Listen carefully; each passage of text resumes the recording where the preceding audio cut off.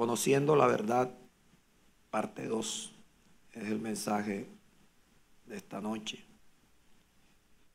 Y voy a iniciar leyendo en Mateo capítulo 4, versículo 12 hasta el 16. Cuando leemos la palabra de Dios, leemos la Biblia o leemos la síntesis, algunos versículos parecieran no tener mayor importancia, pero no hay nada escrito en la Biblia que no tenga una gran importancia. Todo esto se escribió porque Dios inspiró a los escribas, a los profetas, que escribieran lo que Él les dictaba. Y nosotros vemos la semana pasada, cuando Jesús dijo que Él había nacido y había venido para dar testimonio de la verdad. Dar testimonio de la verdad. Observa.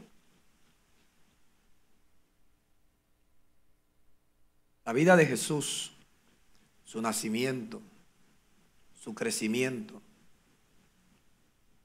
su pasión,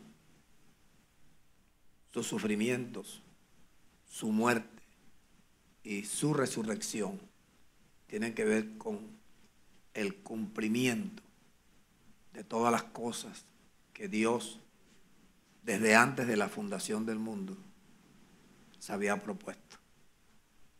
Porque es un solo plan que Dios tenía, que era destruir al diablo, y utilizó a Adán.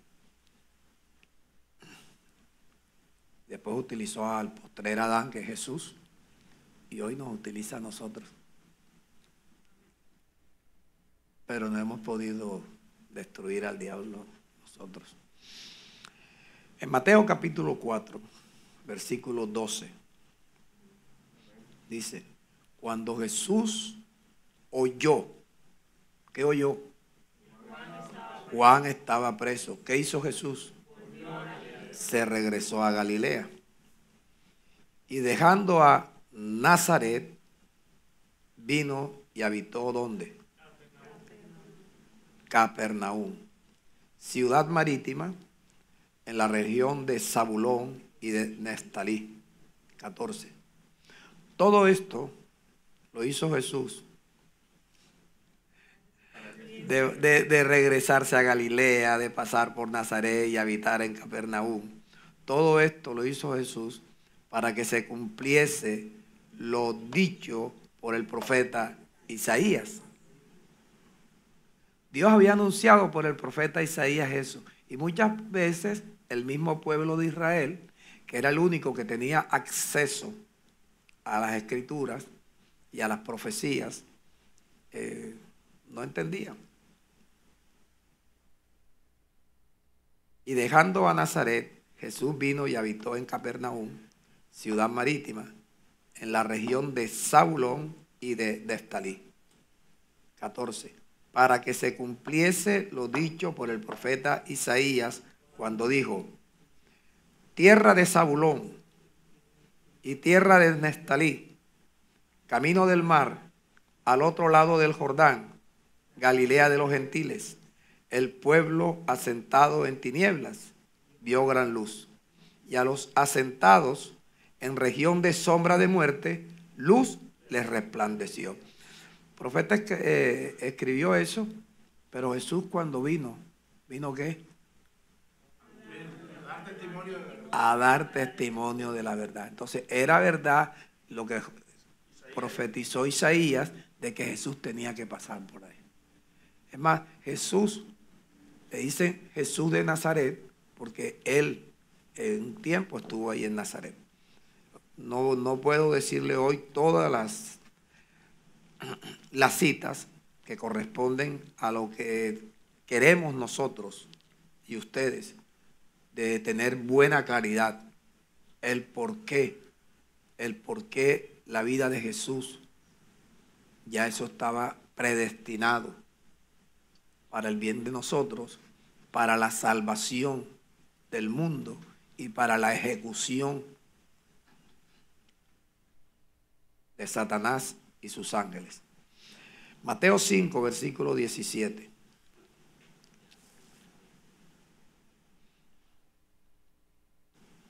No piensen que he venido para abrogar la ley o los profetas. No, no he venido para abrogar la ley, sino para cumplirla. ¿Cumplió Jesús la ley? Sí, la cabalidad.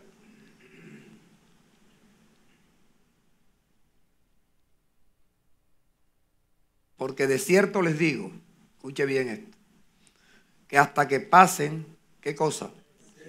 El cielo y la tierra, ni una jota, ni una tilde pasará de la ley. Hasta. ¿Qué significa el hasta? Hasta que todo se haya cumplido. O sea que la ley permanecía hasta. ¿Hasta qué? O sea, cuando Jesús muere y resucita, se cumplió todo lo que estaba escrito de él para este tiempo. ¿Ok? Hasta ahí se cumplió la ley. Pero él no podía, ni la ley podía cambiar nada. Cuando él murió, ya la ley se cumplió, ya no hay ley para nosotros. Pero ¿qué sucede en las congregaciones? Los meten en la ley. Porque esa Biblia de las congregaciones no está eso.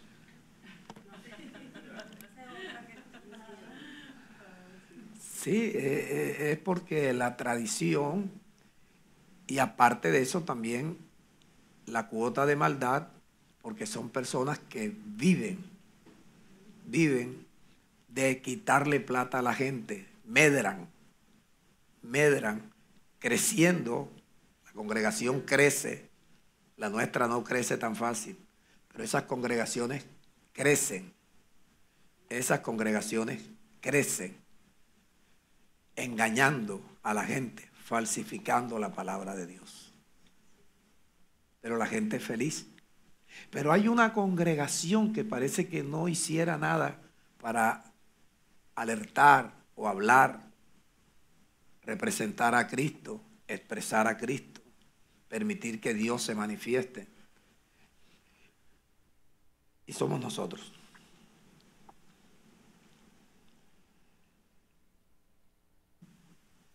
Juan capítulo 18, versículo 37.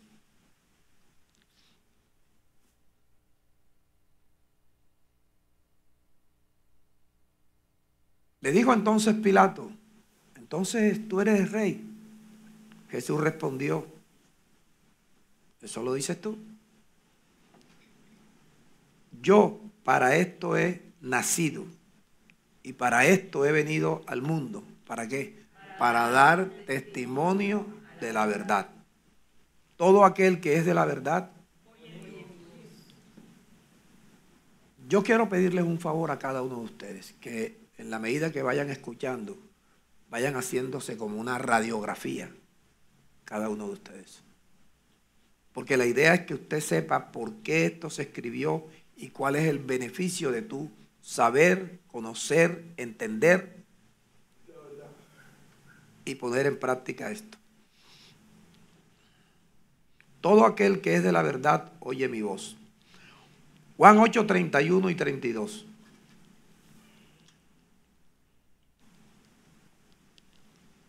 Dijo entonces Jesús, ¿a quiénes? A los judíos que habían creído en él. O sea, él acababa de dar un discurso, algunos creyeron y Jesús se dirigió ¿a quiénes? A los judíos que creyeron.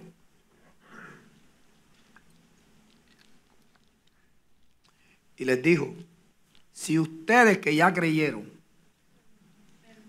permanecieren en mis palabras, serán verdaderamente mis discípulos y conocerán la verdad y la verdad los hará libres. Entonces, los que queremos ser libres, pero pastor, ¿libres de qué? Si yo no estoy preso. Mira, libres de la pobreza, libres de dolencias, de enfermedades, libre de vicios, libre de la mentira, libre de pornografía, libre de lujuria, libre de soberbia, arrogancia, prepotencia, altivez, libres de gritería, maledicencia, peleas, reyertas, el orgullo desmedido. Es decir, nosotros éramos esclavos de todo eso. Recuerde que el mundo entero está bajo la potestad del maligno, ¿verdad? Entonces, muchas veces la gente piensa que porque se congrega ya están libres. No, nos congregamos para entrar en el proceso de ir despojándonos de toda esa basura, despojándonos de todos esos vicios, y que la misma palabra de Dios, la verdad, nos vaya haciendo libres de esa esclavitud en la que nosotros permanecíamos o permanecemos o iremos mejorando.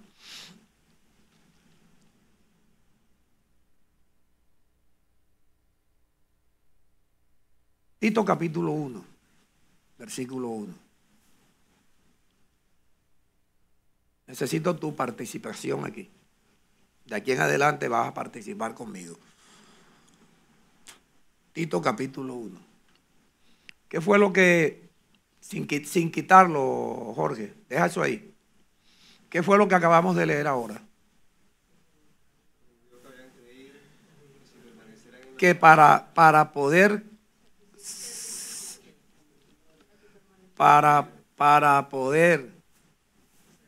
ser libres es necesario conocer la verdad. Y para poder conocer la verdad tenemos que permanecer en las palabras de Dios. Si usted no permanece en las palabras de Dios, leyendo, pues va a tener bastantes dificultades para usted avanzar. Querer no es hacer. Querer todo mundo. Todo el mundo quiere ser rico, todo el mundo quiere ser el mejor, todo el mundo quiere, pero querer es una cosa, lograrlo es otra. Entonces, para poder nosotros lograr dejar de ser esclavos de todos esos vicios y situaciones en las cuales nos perjudicamos nosotros mismos, pues tenemos que permanecer en las palabras de Dios. Entonces vemos que dice Tito ahora, como la verdad es la que nos hace libres, Pablo le dice a Tito,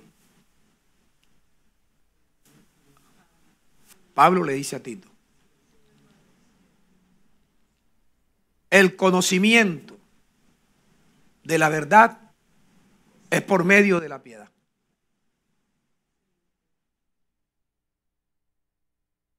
La verdad es la que nos hace libres, ¿verdad? Pero hay que conocerla. Ahora Pablo dice, ¿quieres conocerla? Indefectiblemente necesitas la piedad. ¿Estamos entendiendo? El conocimiento de la verdad. De la verdad. El que quiera conocer la piedad, si no pasa, el que quiera conocer la verdad para ser libres y no quiere pasar por la piedad, pues no va a lograr nada. No va a lograr nada. Para esto se escribió. Para que nosotros tengamos allí un mapa de lo que debemos hacer para lograr lo que Dios tiene predestinado para cada uno de nosotros. Entonces, el conocimiento de la verdad es según la piedad. Significa que sin la piedad, nadie ¿qué? Puede conocer la verdad. Dígalo otra vez, ya. Nadie puede conocer la verdad si no es por medio de la piedad. ¿Ok? Dime.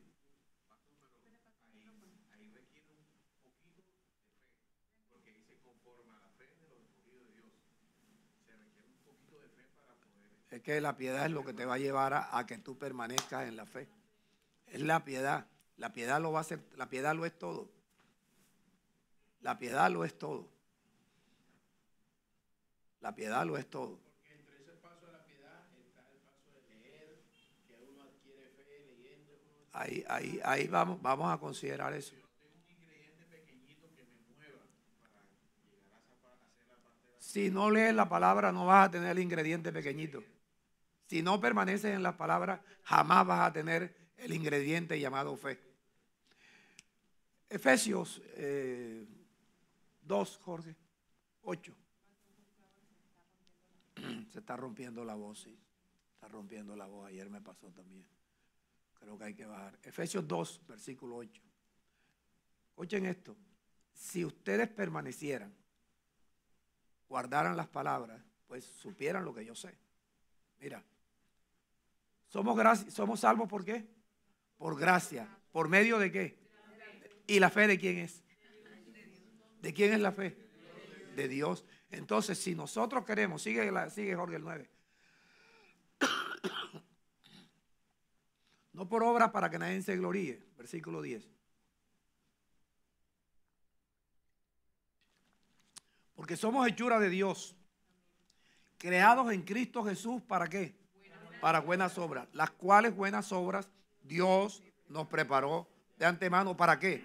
Para que anduviésemos en las buenas obras. Pero para poder andar en las buenas obras tenemos que coger para arriba otra vez, el 8. Por gracia somos salvos, por medio de la fe. La fe no es de nosotros, la fe es de Dios. La fe está contenida en toda la palabra de Dios. Entonces, cuando nosotros comenzamos a permanecer en las palabras de Dios, estamos recibiendo fe. Estamos recibiendo. Ay, Señor, dame fe. Él te va a decir, lee. Lee. Sí, porque hay gente que dice, yo tengo una fe grande. Tú no tienes ni idea que están hablando. Nadie puede tener fe si no es por medio de coger y arrancar. La fe está en la palabra. La fe está en la palabra.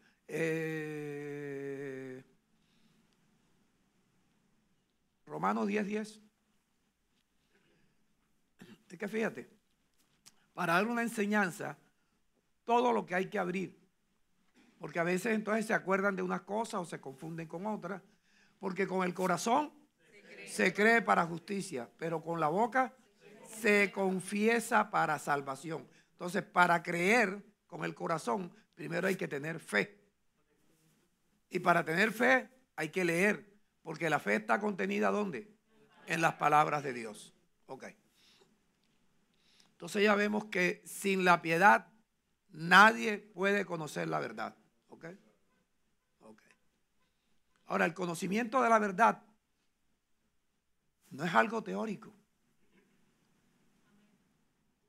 Es algo práctico.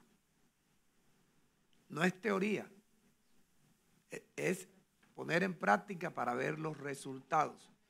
Ok. 1 Timoteo 6, versículo 3 y 4. Pastor, usted nos ha hablado bastante de eso, ¿sí? Fíjate lo que dice el apóstol Pablo respecto a la piedad. Si alguno enseña otra cosa,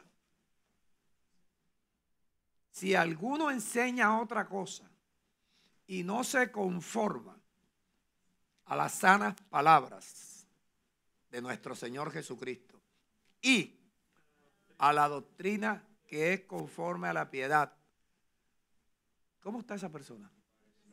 Envanecida. ¿Qué es una persona envanecida? Uno que cree que cuando camina vuela, que cree que sabe todo, que recibe revelaciones. Si no es conforme a la piedad, esa persona, ¿cómo está? Envanecida. ¿Qué sabe? Nada. Y delira. Déjalo ahí. Y delira. ¿Qué haces tú con un predicador así? Envanecido. No sabe nada. Y aparte delira. ¿Por qué hay miles o millones de predicadores así.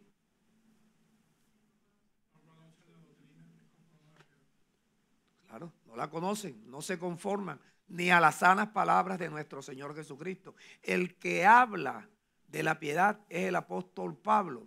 Quien le revela al apóstol Pablo es Jesucristo. Cuando dice las sanas palabras de Jesucristo y la doctrina que es conforme a la piedad, ¿quién le reveló a Pablo? Jesucristo. Pablo dice, todo lo que yo sé no lo aprendí de hombre alguno, sino por revelación de Jesucristo. Es lo mismo que yo hago. Primera Timoteo, capítulo 4. Mira el consejo de Pablo para Timoteo. Timoteo, si esto enseñas, serás buen ministro de Jesucristo. Y allá que dijo, el que enseña otra cosa, está envanecido, no sabe nada, delira, es un hombre corrupto de entendimiento, lo dice ahí también. Entonces, observa lo contrario. Si esto enseñas a los hermanos, serás buen ministro. Yo te enseño eso.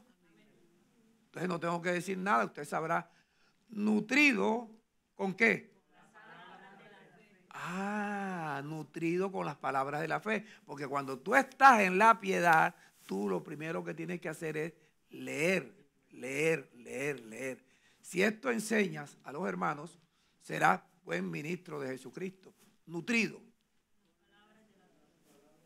con las palabras de la fe y de la buena doctrina que has seguido. 7. Desecha las fábulas profanas. Desecha los cuentos de viejas, de todas esas cosas que tú oyes en las congregaciones, que te tomó el espíritu. ¿Y para qué te digo más? Desecha esas fábulas. Porque eso es manipulación. Ejercítate para la piedad. Ok. ¿En qué consiste ejercitarse para la piedad? Mira para acá. Número 1, tienes que congregarte. Número 2, cuando te congregas, tienes que oír atentamente. Oír atentamente. ¿Para qué? Para que tú puedas comenzar a guardar las palabras de Dios. Oír atentamente, inclinar tu oído a las razones que Dios te manda conmigo. Pastor, ¿dónde dice eso? En Proverbios 4, vamos a leerlo. Versículo 20. Amén. Por los que vuelvo a sufrir.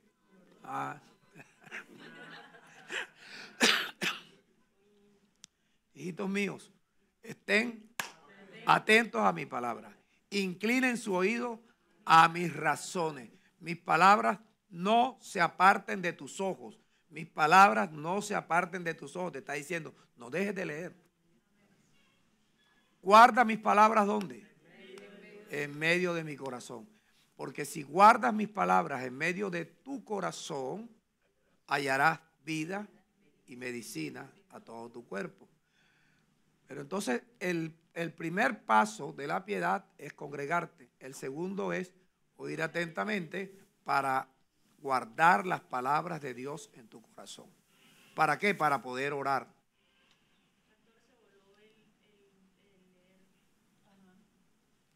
No lo dije que ahora no lo dije. Sí, la lectura. Primero, congregarnos. Segundo, estar aquí atentos. Leer para poder guardar. Leer para poder guardar las palabras en medio del corazón. ¿Y para qué es leer? Para guardar las palabras, para poder orar. Una persona que no conoce la piedad, que no hace el ejercicio, ¿qué clase de oración hace? Usted ponga las emisoras esas, donde están unas señoras orando, que oran 2 y 3 horas, reprendiendo a Satanás y lo que usted sabe. Eso no es oración. Orar es utilizar las palabras de Dios en tu propia boca para tú, de tu propia boca, con las palabras que no son tuyas, sino de Dios, tú puedas convencerte de lo que Dios te está diciendo. Esa es la oración. Pero si no guardas las palabras de Dios en tu corazón, ¿con qué oras? ¿Cómo oras? ¿Qué oras? Oraciones inventadas. Bueno, la oración no es otra cosa que utilizar la palabra de Dios, que es viva, es eficaz, hace lo que Dios quiere, no vuelve a Dios vacía, sino que te hace germinar, te hace producir, da semilla al que siembra, pan al que come. Eso es lo que tú tienes que ir guardando en medio de tu corazón. ¿Yo me estaré explicando?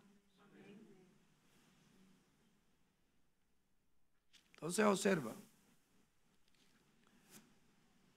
Otra vez comencemos por los 7 pasos.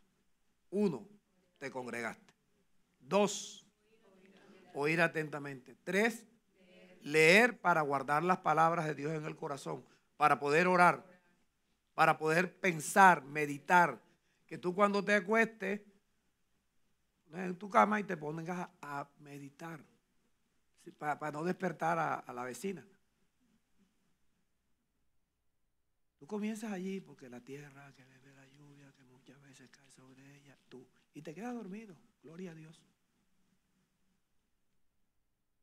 Ya ves, esto es tan importante que hasta que no le prestes atención no vas a conseguir lo que es el resultado de la verdad. No vas a conocer la verdad. Si no conoces la verdad, no serás libre. No serás libre. Y como el conocimiento de la verdad es según la piedad. Entonces ahí está la piedad. Número 1. Número 2. Oír. 3. Lectura. Lectura. Para poder orar. Para poder meditar. Para poder, el 6.º paso, compartir la comunión. Y el número 7, poder enseñar. ¿Cómo tú pretendes enseñar a una persona de algo que tú no sabes bien?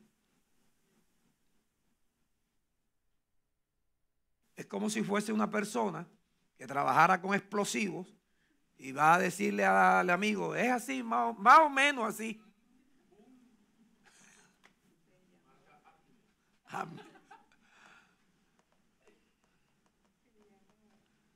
Entonces, ese es el ejercicio ejercítate para la piedad. Indefectiblemente tienes que leer. ¿Ok?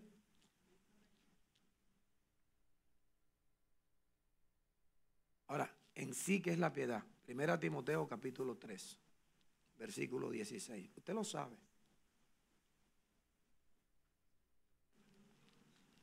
Indiscutiblemente, grande es, o sea que la piedad no es cualquier cosa, la piedad es un misterio. ¿Cuál es el misterio? Dios fue manifestado en carne. Ahí, Dios fue manifestado en carne.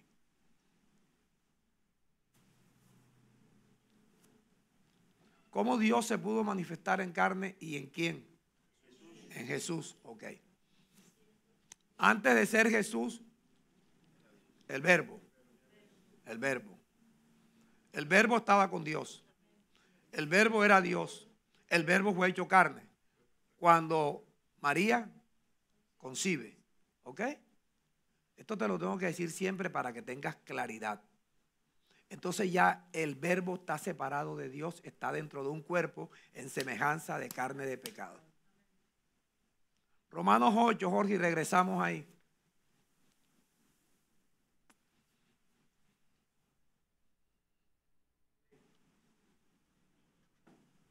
Porque lo que era imposible para la ley de Moisés, por cuanto era débil por la carne, Dios enviando a su Hijo en semejanza de carne de pecado, por eso fue tentado en todo.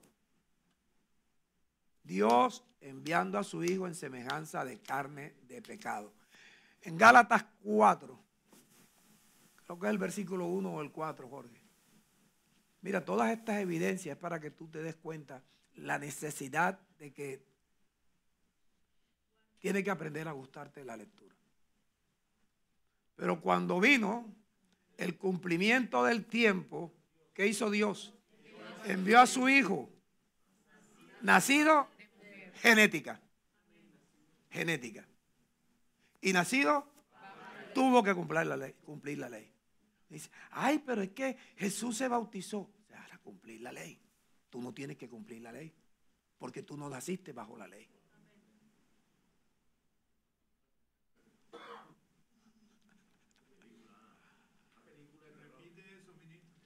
Jesús, nacido de mujer, genética.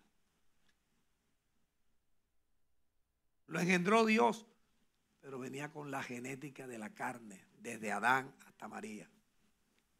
Con ese propósito de que tenía que ser así.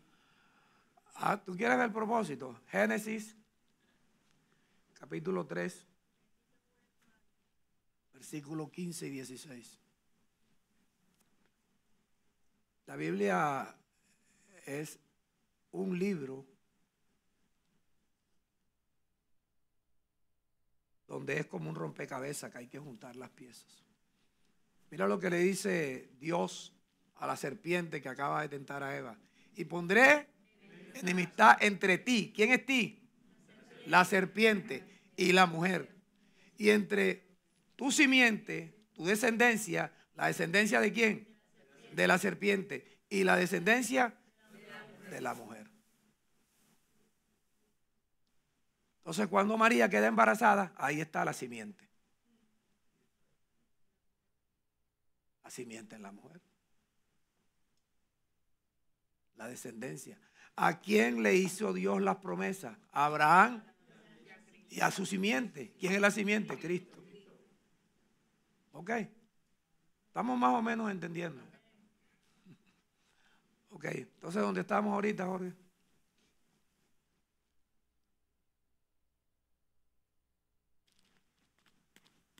Indiscutiblemente, grande es el misterio de la piedad. Dios fue manifestado en carne. Cuando el verbo, no. A los 30 años. Mateo 3.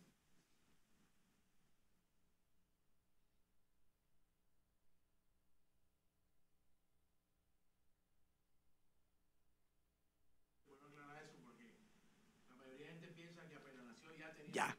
Ya. No, y no solamente eso, cuando el verbo que era Dios está dentro del niño y del vientre de María, está separado.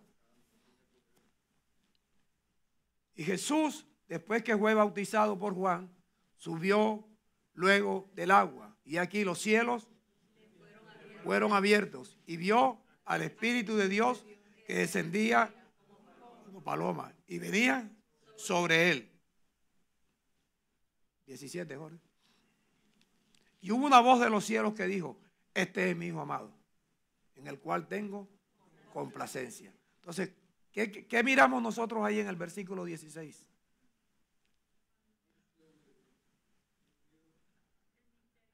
Misterio de la piedad. Esa mujer es bien inteligente. Se manifestó Claro, por la cita. Por la cita. No, ahí no, donde estamos. Eso todavía no. Indiscutiblemente, grande es el misterio de la piedad. Dios fue manifestado en carne. ¿Cuándo Dios se manifestó en la carne? Cuando descendió y hasta ahí. Ahí comienza Jesús entonces su vida. Entonces, ahí es donde dice, justificado en el Espíritu, visto de los ángeles, predicado a los gentiles, creído en el mundo, recibido arriba en gloria. Después que recibió el Espíritu. Comenzó este proceso. comenzó el misterio aquel. El misterio de la piedad. El misterio de la piedad. El cual está disponible para todos. Ya vamos para allá. Tú eres muy inteligente. Inteligente no hace.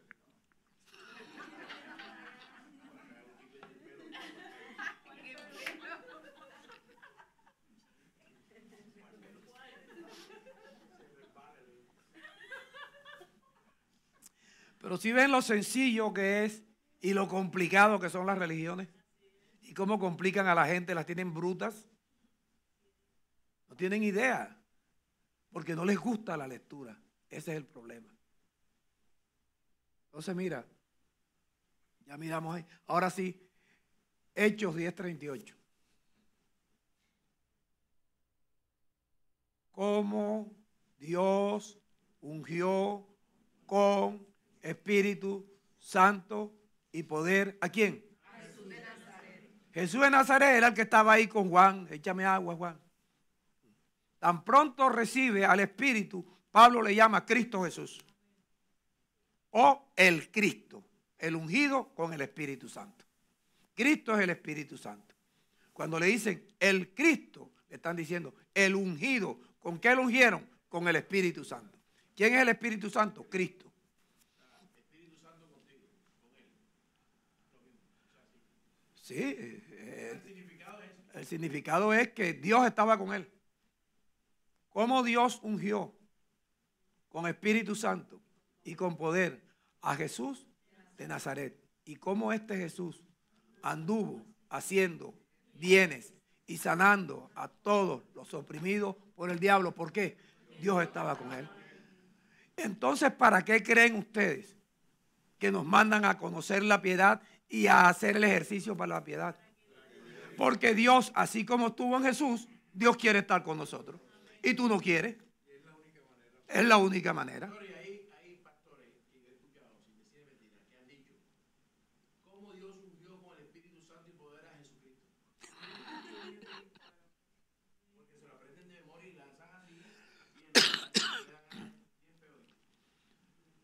Pero ahora yo pregunto, si te mandan que te ejercites para la piedad, es porque así como Dios en esa piedad se manifestó en Jesús, no quiere manifestarse en nosotros. Romanos 8, 28 o 29. Dígalo.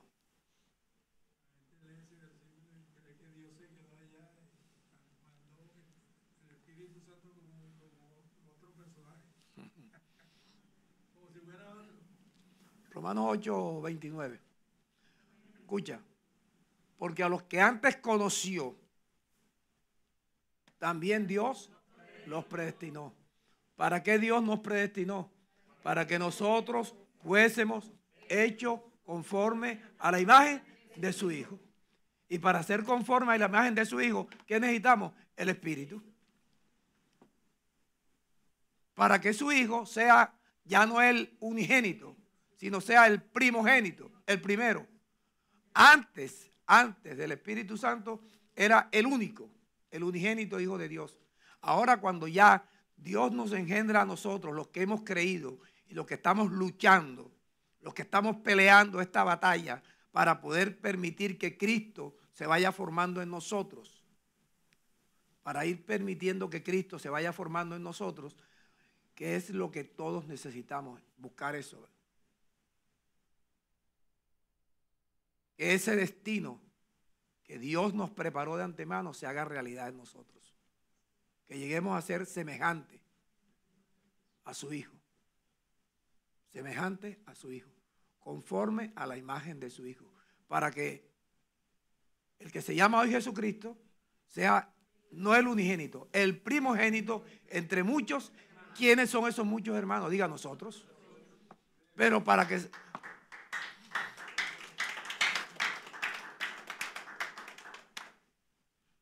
Pero para que eso se dé, nosotros tenemos que permitir lo que Pablo dice en Gálatas 4, versículo 19. Gálatas 4, versículo 19.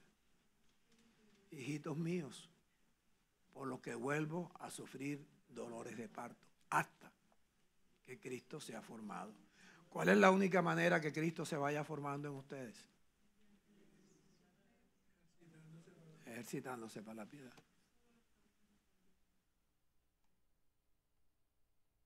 Acuérdate que estamos conociendo la verdad. Y la verdad la conocemos por la piedad. Y la piedad es la que nos lleva a hacer los pasos que necesitamos para irnos despojando del viejo hombre. Y Cristo se vaya formando en nosotros. Dolores de parto hasta que Cristo sea formado en ustedes. En la medida que Cristo se vaya formando en ustedes, estaremos bien afinaditos. De otra manera, siempre va a haber entre ustedes y yo fricciones. Porque generalmente ustedes me oyen un poquito, a veces leen un poquito y sacan sus conclusiones. Pero aquí no hay que sacar nada, la palabra es lo que te va a decir todo. Tú no has visto que yo saqué nada aquí según mi parecer, sino conforme a lo que está escrito. ¿Ok?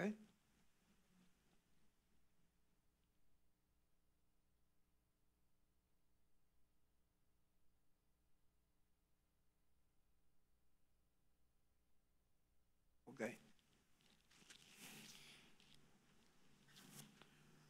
Nosotros llevamos como dos o tres meses con Hebreos 6:7. Más, ¿verdad? Ok. Ok. Dios nos predestinó a nosotros para que también fuésemos enriquecidos en todo. Porque nosotros, para hacer las buenas obras y para poder hacer con todos los necesitados, necesitamos tener con qué. Si no, usted no tiene con qué, usted está para que le den. Pero Dios no quiere que nosotros estemos para que nos den. Nosotros estamos para representar a Dios dando. Dando. Que en una congregación siempre hay algunas personas que van a tener un bajón. Es cuando tenemos que entrar nosotros primero en repartir y dar al pobre, pero comenzando por los nuestros. ¿Ok? Entonces observa, no te he dicho ninguna cita ahora. Hebreos 6:7. Sí, que la ponga. Ok, bueno. Porque la tierra que bebe y produce a aquellos, esa tierra, pero la tierra que no produce espinos y abrojos, sino produce espinos y abrojos, es reprobada. Está próxima a ser maldecida. ¿Y cuál es el fin? Ser quemada. Pero en cuanto a ustedes, yo estoy persuadido, convencido de que hay cosas mejores para ustedes. Cosas que pertenecen a la salvación. Que no es solamente la salvación, me voy para el cielo, no. Cosas que pertenecen a la salvación, necesitamos el billete aquí. Necesitamos el dinero.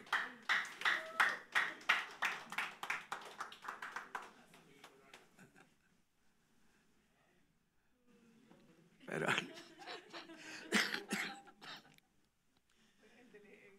porque Dios no es injusto para olvidar la obra y el trabajo de amor que ustedes muestran hacia su nombre, sirviéndole al santo, al ministro, trayendo los diezmos y trayéndolos todavía. Dios no es injusto para olvidar de eso.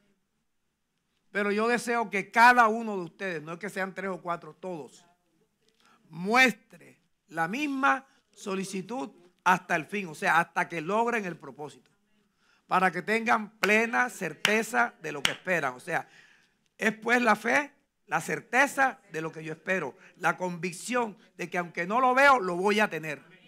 Entonces, tenemos que estar seguros, eso es lo que yo deseo, que cada uno de ustedes muestre la misma solicitud. ¿La misma solicitud de qué? Beberte la tierra, beberte el agua como lo hace la tierra, para poder producir hierba provechosa. Nadie produce un diezmo si primero no produce para él. Nadie. Para tú sacar un diezmo de 10 millones de pesos necesitas ganarte 100. ¿A quién se le ocurre ahora decir, yo quiero dar un diezmo de tanto? A ver, Catherine, tú. De 20 millones. Jorge, 500 millones. Víctor, 1.000 millones. Un diezmo de 1.000 millones. Giancarlo.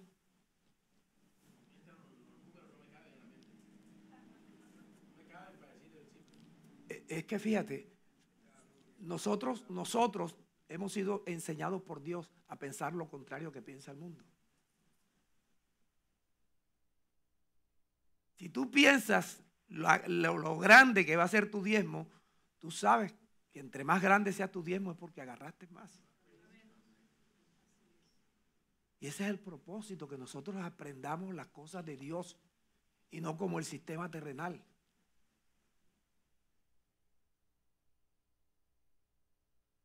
Entonces observa por dónde vamos, a fin de que no se hagan perezosos, sino diga imitadores de aquellos que por la fe.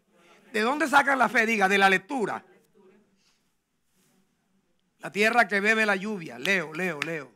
Aquellos que por la fe y la paciencia heredan, ¿qué? Las promesas.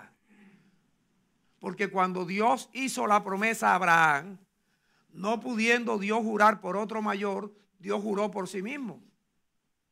Y dijo, Abraham, de cierto, te juro por mí mismo, te bendeciré con abundancia y te multiplicaré grandemente.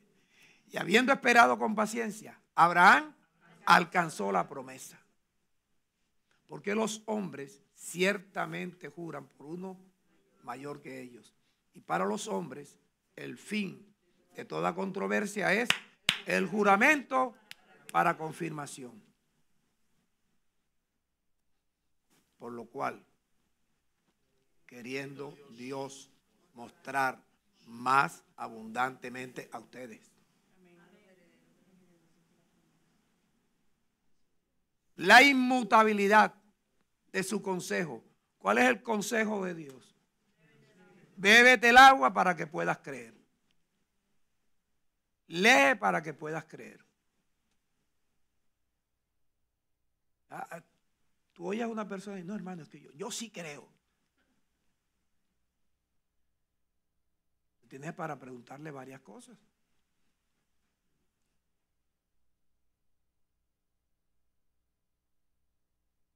Queriendo Dios mostrar más abundantemente a los herederos de la promesa la inmutabilidad. Su consejo no lo cambia nunca. Nunca va a haber otra manera de que tú puedas creer si no es leyendo o bebiéndote el agua, que es la retórica.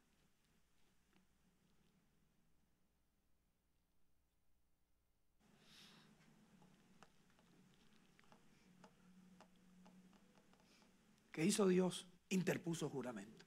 O sea que Dios le jura a Abraham, de cierto te bendeciré con abundancia.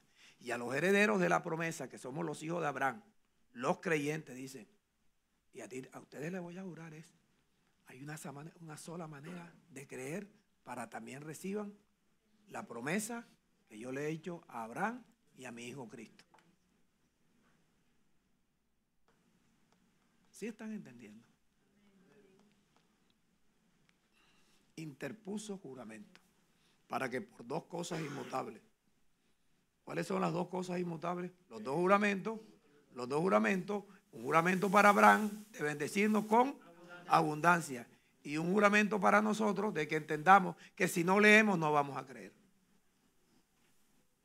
Dos cosas inmutables en las cuales es imposible que Dios mienta, tengamos un consuelo fortísimo. ¿Quiénes? Los que hemos acudido para asirnos, agarrarnos, aferrarnos a esa promesa que Dios ha puesto delante de nosotros. Okay. Vamos a leer aquí y terminamos en Romanos 4.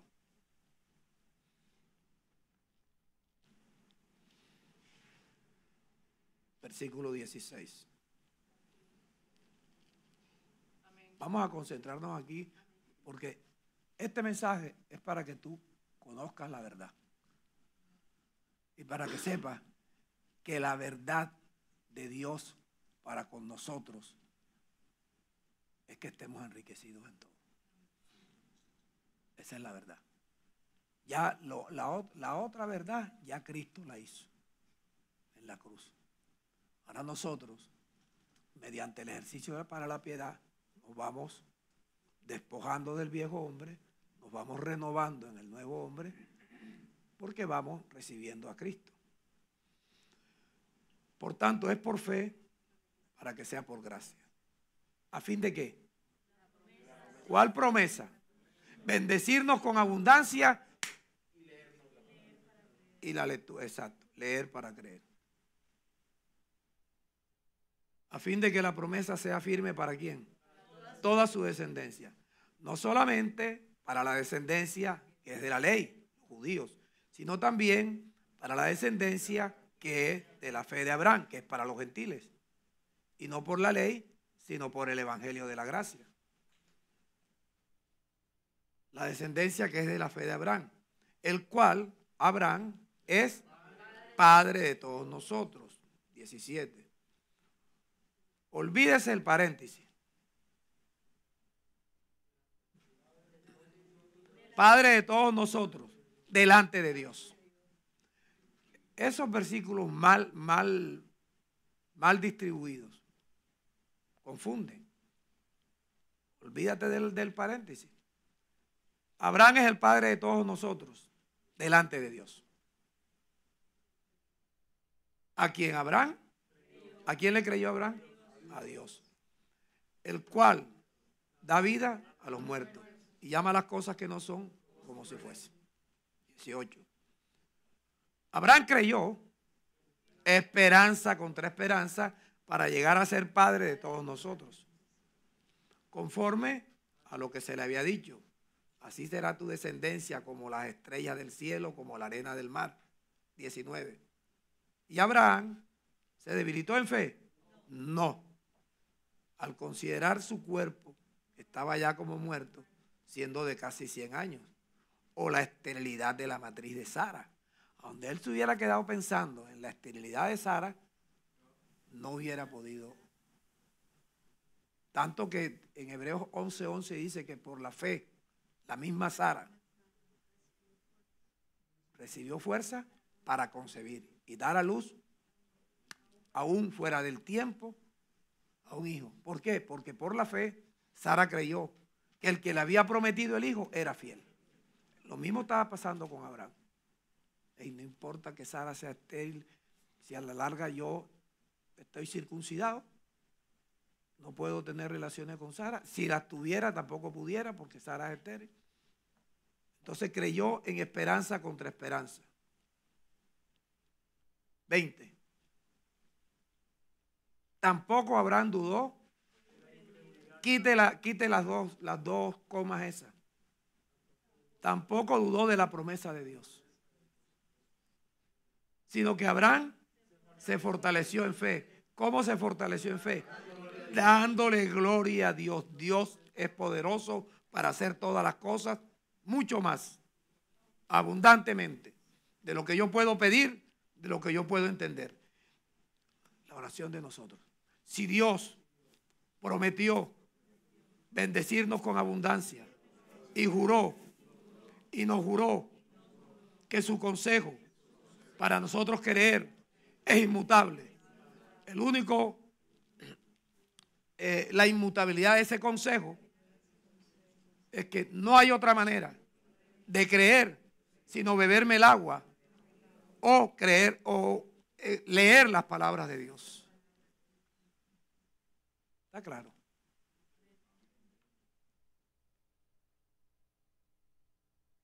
Abraham se fortaleció en fe dando gloria a Dios. ¿Cuál es la gloria a Dios? Cuando iba a matar a Isaac, se la pasó pensando, dándole gloria a Dios. Yo lo mato, Dios lo resucita. Yo mato a Isaac, lo incinero, lo quemo, lo ofrezco en holocausto y Dios lo resucita. ¿Por qué nosotros no pensamos lo mismo también?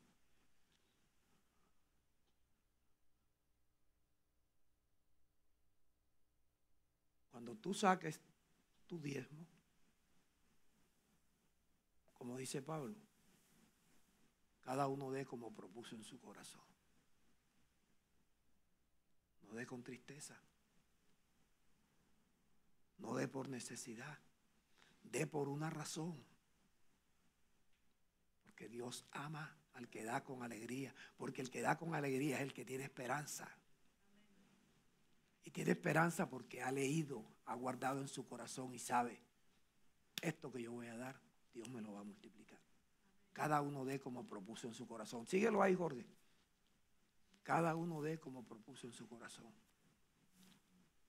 No dé con tristeza ni por necesidad, porque Dios ama al dador alegre. Oído. Y poderoso es Dios para hacer que en ese que da con alegría, la gracia de Dios abunde. Finalidad, que tenga siempre. Que tenga siempre en todas las cosas todo lo suficiente por Dios. Ojalá todos nosotros estuviéramos en esa etapa.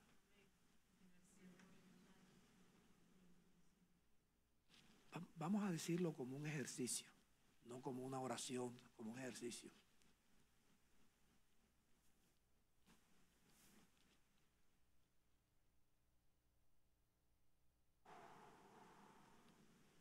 Daré con alegría para que la gracia de Dios abunde en mí con la finalidad de que yo tenga siempre en todas las cosas todo lo suficiente para que teniendo siempre en todas las cosas todo lo suficiente yo pueda dar con abundancia para toda buena obra, como está escrito: el que reparte y da a los pobres, su justicia permanece para siempre.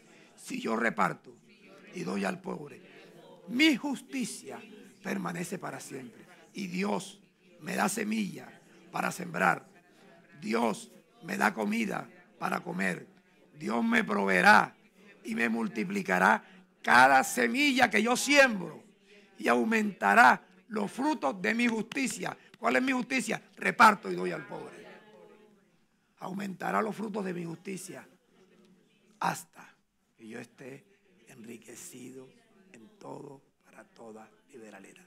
Si tu oración esta fuera todos los días, en un día, ¿cuántas veces tú puedes hacer esta oración? Hazla 3 veces, hazla 3. Desayuno, almuerzo y comida. Hazla 3 veces. Y tú vas a ver los resultados. Hazla 3 veces, porque cuando tú estás orando, tú no estás rezando, tú estás guardando en tu corazón y convenciéndote a ti mismo de que Dios es poderoso para hacer todo lo que ha prometido. Mira todo lo que pasó. Jesús tuvo que ir a Capernaum. ¿Para qué? Para que se cumpliera. Nosotros tenemos que procurar que eso que Dios habló para nosotros se cumpla.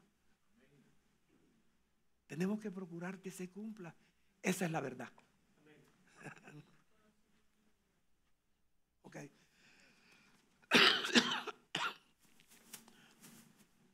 Si usted trajo sus diezmos, su ofrenda, téngalo ahí, coja sus